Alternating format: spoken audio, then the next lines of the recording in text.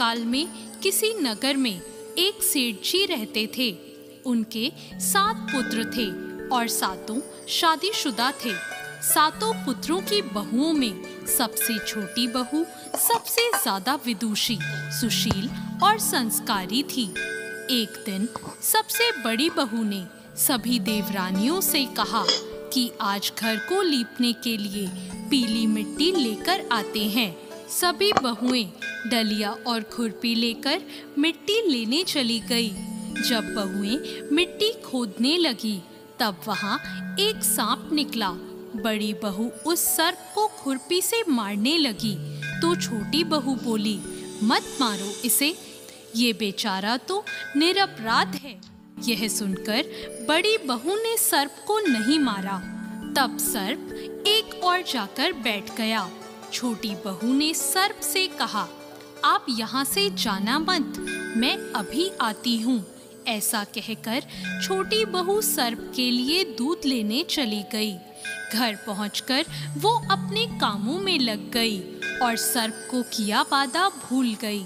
अगले दिन जैसे ही उसे ये बात याद आई तब वे दूध लेकर वहां पहुंची। तब उसने देखा सर्प तो वहीं बैठा है। सर्प को देखकर वो बोली, भैया मुझे माफ कर दो, मैं अपने कार्य में लगकर आपसे किया वादा भूल गई। तब सर्प बोला, मुझसे झूठ बोलने के लिए मैं अभी तुझे डस लेता, लेकिन तूने मुझे भैया कहा है, इसलिए मैं तुझे छोड़ रहा हूँ और आज से तू मेरी बहन हुई। तुझे जो चाहिए मांग ले।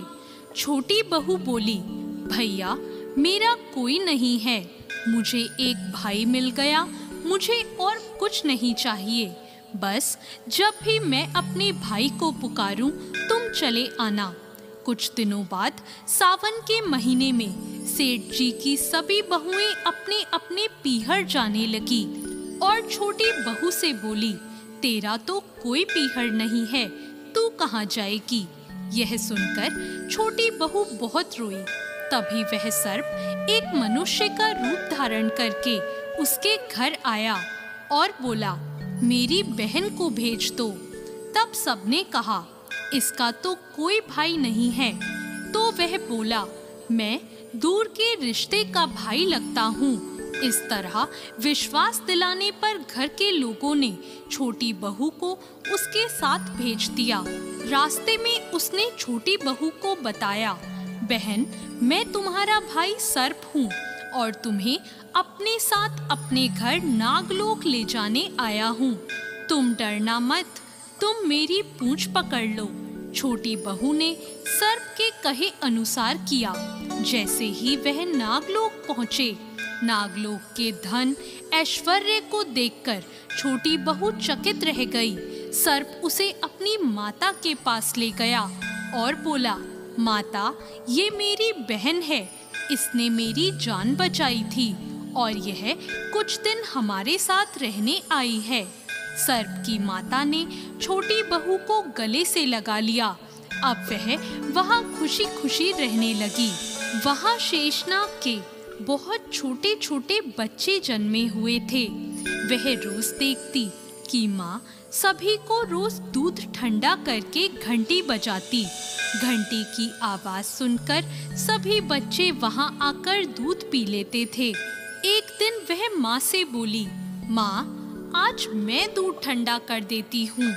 अभी दूध ठंडा भी नहीं हुआ था कि उसने जल्दबाजी में घंटी बजा दी। घंटी की आवाज सुनकर छोटे छोटे सांप दौड़ पड़े।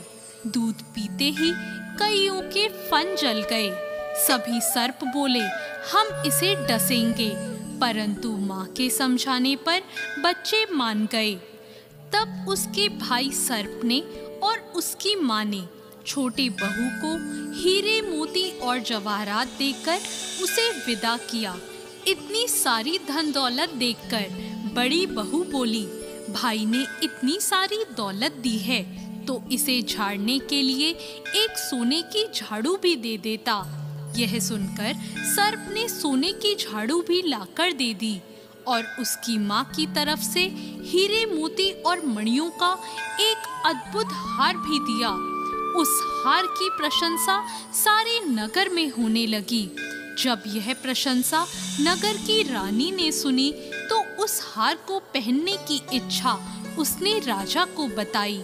राजा ने तुरंत अपने सैनिकों को वह हार लेने भेज दिया। राजा के डर से सेठ जी ने छोटी बहू का हार सैनिकों को दे दिया। इस बात से छोटी बहू बहुत दुखी हुई और अपने भाई सर्प को याद करके उसे सारी बात बताई। सर्प बोला, बहन तुम दुखी मत हो, राजा खुद तुम्हें वह हार लौटाने आएंगे। रानी ने जैसे ही वह हार पहना, वह हार सर्प बन गया और रानी ने डरकर वह हार फेंक दिया। यह देखकर राजा ने छोटी बहू को उपस्थित होने का आदेश दिया। सेठ जी स्वयं छोटी बहू को लेकर गए। राजा ने छोटी बहू से पूछा, तूने क्या काला जादू किया है? छोटी बहू बोली, राजन मुझे क्षमा कीजिए, यह हार ऐसा ही है। ये हार मुझे मेरे भाई ने दिया है। इतनी देर में वह नाग वहां प्रकट हो गया। नाग बोला, यह मेरी बहन है और यह हार मैंने इसे दिया है। यह देखकर सभी लोगों ने नाग देवता को प्रणाम किया। क्योंकि उस दिन पंचमी तिथि थी, इसलिए उस दिन से नाग पंचमी का त्योहार मनाया जाता है।